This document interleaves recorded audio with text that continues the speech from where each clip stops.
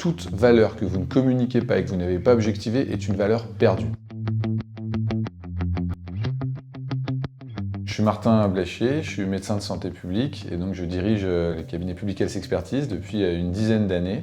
Et le cœur de notre métier, c'est de réussir à prouver la valeur justement en santé avec la bonne méthodologie.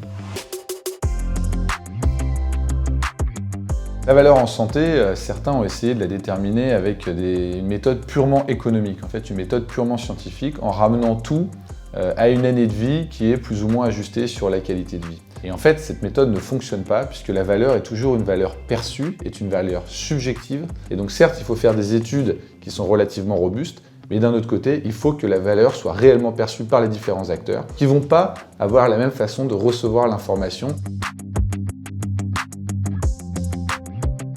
Toute valeur que vous ne communiquez pas et que vous n'avez pas objectivée est une valeur perdue. Par exemple, vous allez développer un nouveau médicament, un nouveau dispositif médical ou même un nouveau programme de santé publique. Il va y avoir une valeur sur la clinique, mais ça va aussi avoir un impact sur la vie des gens, sur tout le fonctionnement de la personne, ça va avoir un impact sur la société. C'est pour ça que ce qui est extrêmement important, c'est bien de regarder à 360 tout l'impact et toute la valeur que vous avez sur votre produit de santé. Et ensuite, il faut que je communique sur cette valeur d'une façon qui soit totalement compréhensible. Quand vous proposez une valeur, le mieux possible, c'est déjà de penser au financement de cette valeur et d'avoir un argumentaire qui montre que certes, on va financer une valeur, mais qu'il y aura des gains indirects sur d'autres postes de coûts, par exemple en santé. Hier, la valeur était essentiellement centrée sur le médecin. Pourquoi? Parce qu'il y avait ce qu'on appelait une très forte asymétrie d'information.